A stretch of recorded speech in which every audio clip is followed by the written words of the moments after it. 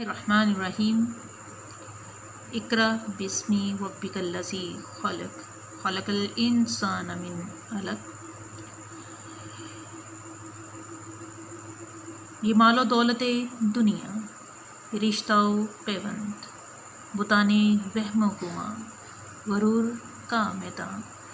अगरचे बुत हैं जमात की आस्तीनों में, मुझे है हुक्म आज़ान ला इलाहा इल्लल्लाह। अस्सलामु अलैकुम स्टूडेंट्स, उम्मीद बखैर।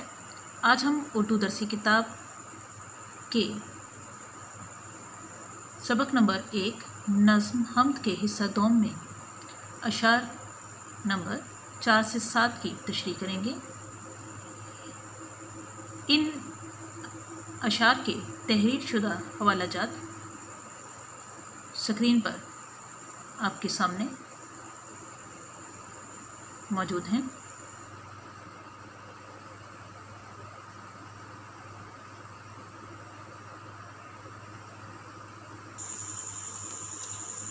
इन हवालाजात को आप मुनासिब मौका महल के मुताबिक अशार की तशरीह में तहरीर करेंगे। स्टूडेंट्स, नज़्म हम्द के अशार नंबर 4 से 7 आपके सामने स्क्रीन पर है। शेर नंबर 4 है, ये सर्दो गरम, खुश्को तर, उजाला और तारीकी, नज़र आती है सब में शान उसी एक ज़ाते बारीक की।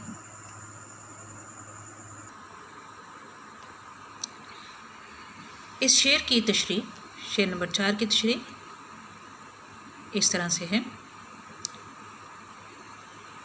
नज़्म हम्द के इस चौथे शेर में शायर हफीज़ जलंधरी का तख़य्युल, सलासत और सादगी ज़रा मुलाहिज़ा फरमाइए स्टूडेंट्स, कि वो कहते हैं कि ये कायनात तज़ादात के मजमूए की सूरत में तख्लीक की गई है।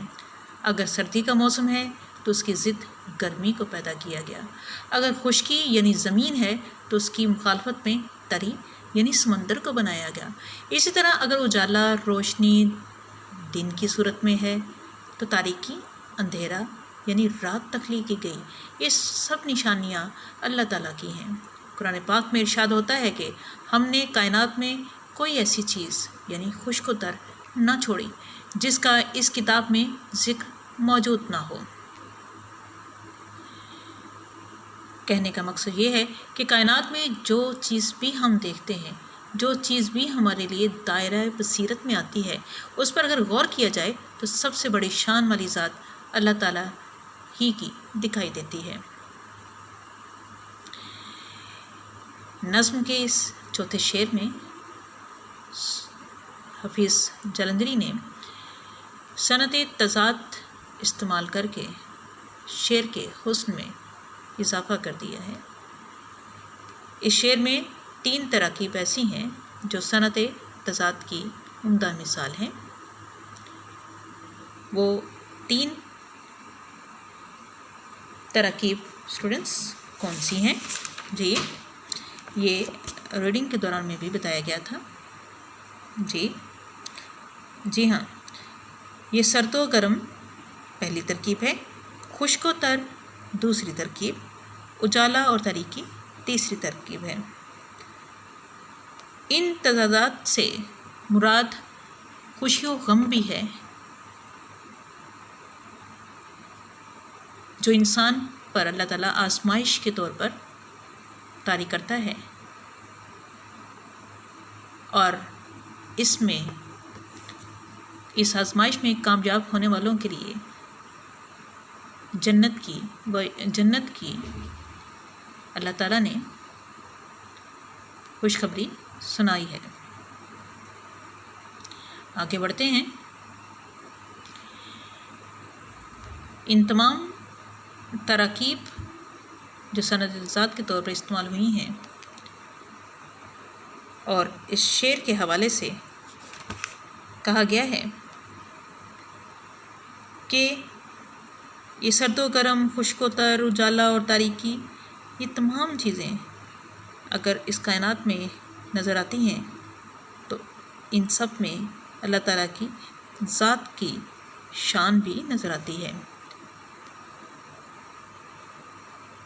یعنی کائنات میں جو چیز بھی ہم دیکھتے ہیں، جو چیز بھی ہمارے دائرہ بصیرت میں آتی ہے، وہ تمام کی تمام اللہ تعالیٰ کی شان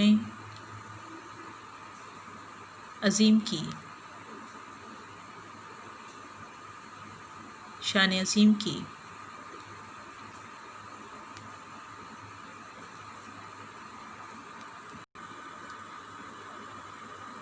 تصدیق کرتی ہے.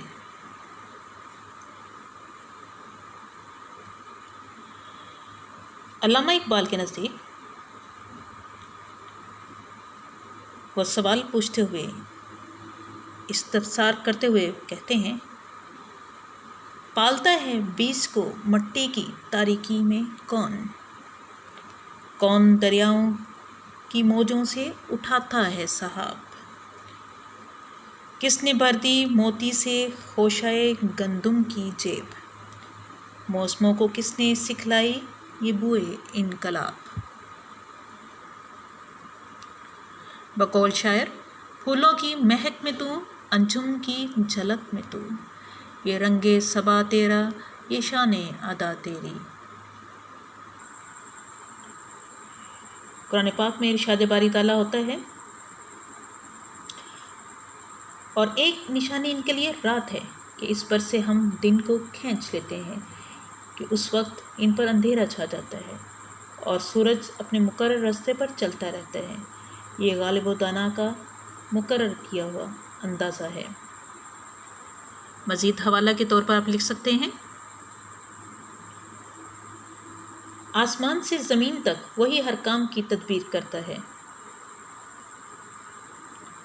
تم پر جو بھی مصیبت آتی ہے وہ لوح محفوظ میں لکھی ہوتی ہے. اسٹوڈنٹس، اس نظم کا دوسرا شعر ہے، وہی ہے کائنات اور اس کی مخلوقات کا خالق،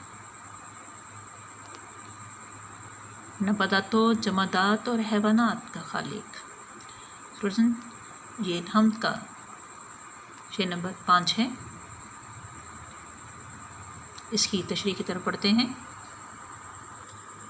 اسٹوڈنٹس، نظم حمد کے اس 5ویں شعر میں شاعر کا منفرد انداز سے بیان دیکھیے. مختلف ہم آواز الفاظ کو کس خوبصورتی کے ساتھ شعر میں بیان کیا ہے. خالق کائنات کی حمد و ثنا بیان کرتے ہوئے وہ کہتے ہیں کہ اللہ پاک ہی اس کائنات کا پیدا کرنے والا ہے.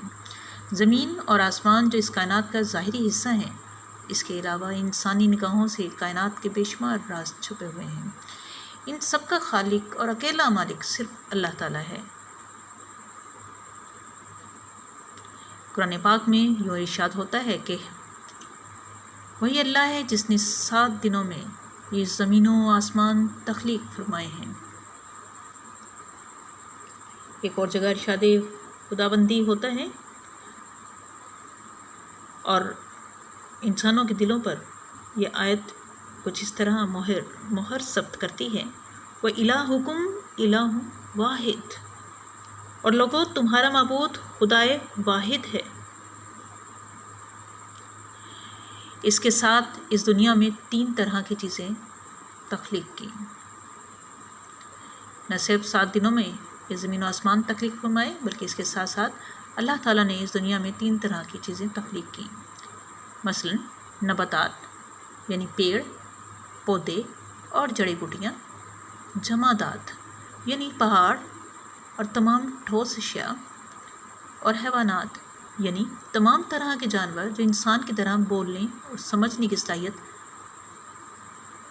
نہیں رکھتے. شاعر دراصل بتانا یہ چاہتے ہیں کہ دنیا کی ہر چیز اللہ تعالیٰ نے بنائی ہے. وہ ہر چیز کا خالق و مالک ہے، چاہے وہ چیز جاندار ہو یا بے جان، پہاڑ ہوں یا دریا، پودے ہوں، درخت ہوں یا چرند پرند، ہر چیز کا پیدا کرنے والا اللہ تعالیٰ ہی ہے. اسی نے چاند کے پہلو میں ایک چراغ رکھا، اسی نے دشت کے ذروں کو آفتاب کیا۔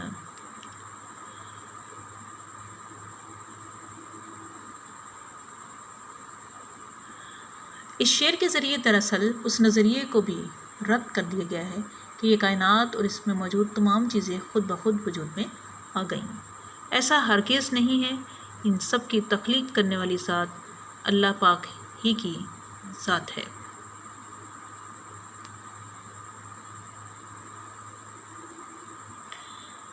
اسی لیے ارشاد خداوندی ہوتا ہے وَاعْبُدُوا اللَّهَ وَلَا تُشْرِكُوا بِهِ وَلَا تُشْرِكُوا بِهِ شَيْئًا، اور اللہ ہی کی عبادت کرو اور اس کے ساتھ کسی کو شریک نہ کرو۔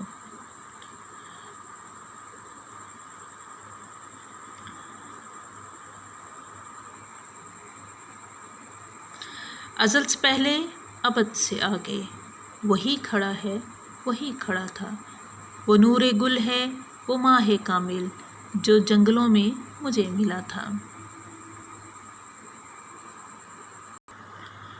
وہ غنی ہے اور محتاج زمانہ اس کا، کبھی خالی نہیں ہوتا ہے خزانہ اس کا۔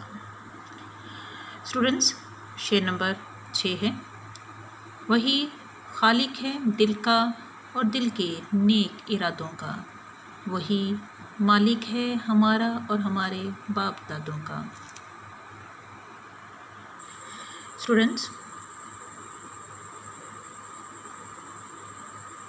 ابو الاسر حفیظ جلندری حمد کے اس چھٹے شعر کی تشریح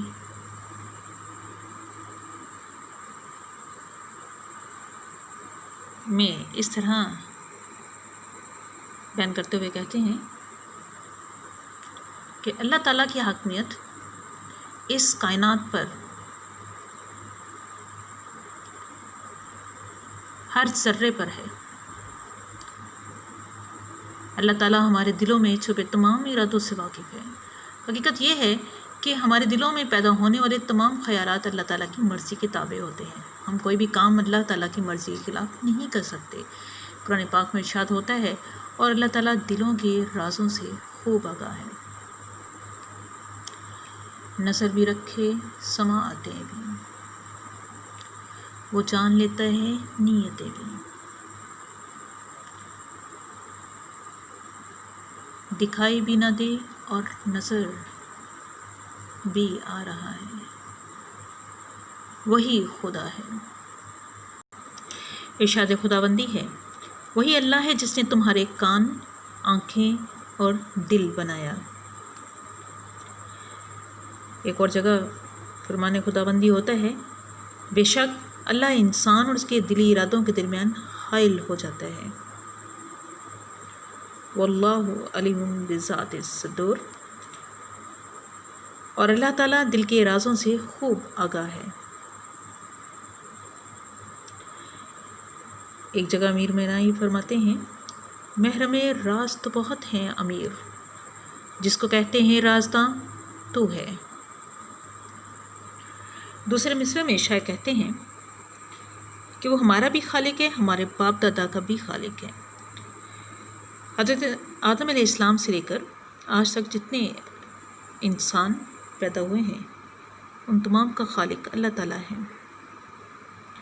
لہٰذا اگر ہم ایمان کے ساتھ ساتھ رب کی عظمت اپنے دلوں میں اتار لیں تو حقیقی بندگی کا لطف آ جائے گا۔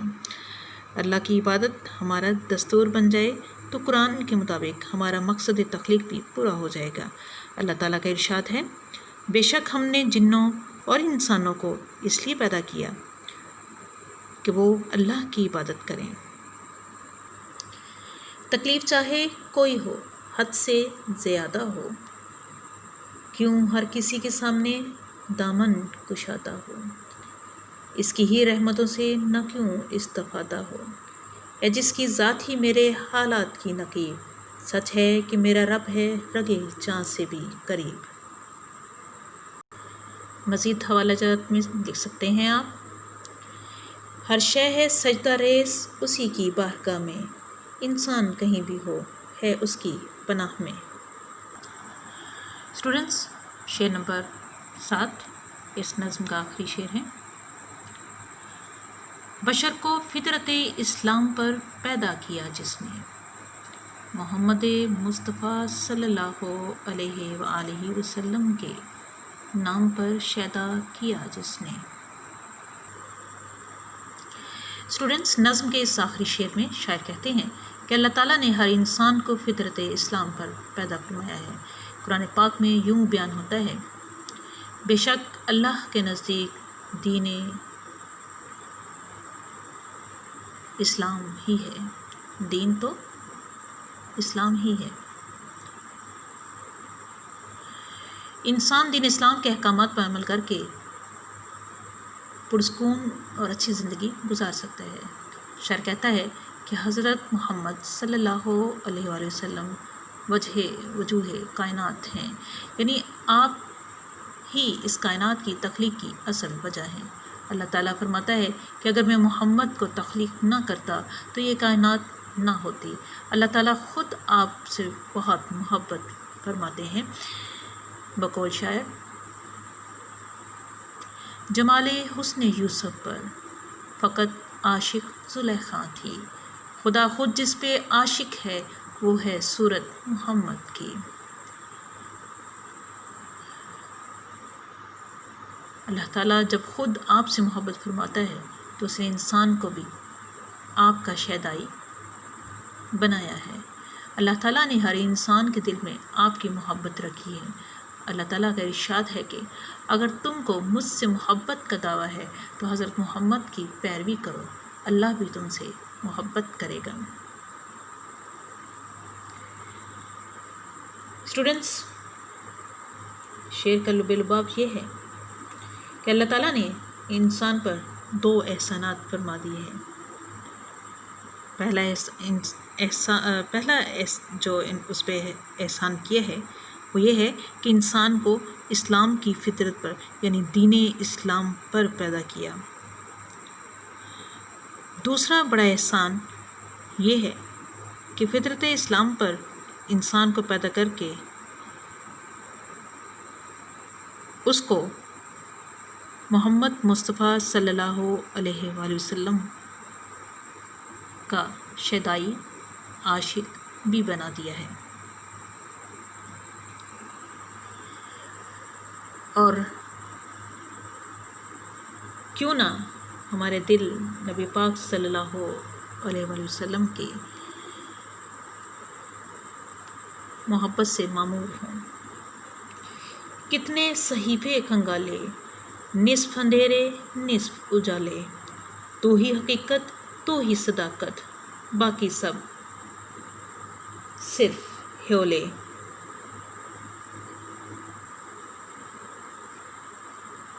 کیونکہ محمد کی محبت دین حق کی شرط اول ہے، اسی میں اگر خامی ہو تو ایمان نامکمل ہے، اسی میں اگر خامی تو ایمان نامکمل ہے۔ میں شعر کی تشریح کو اس شعر پر ختم کرنا چاہوں گی، اس شعر پر سمیٹوں گی۔ 2 لفظ میں خلاصہ ہے، 2 لفظ میں خلاصہ ہے پیغام دین کا، وحدانیت خدا کی، وحدانیت خدا کی، رسالت حضور کی۔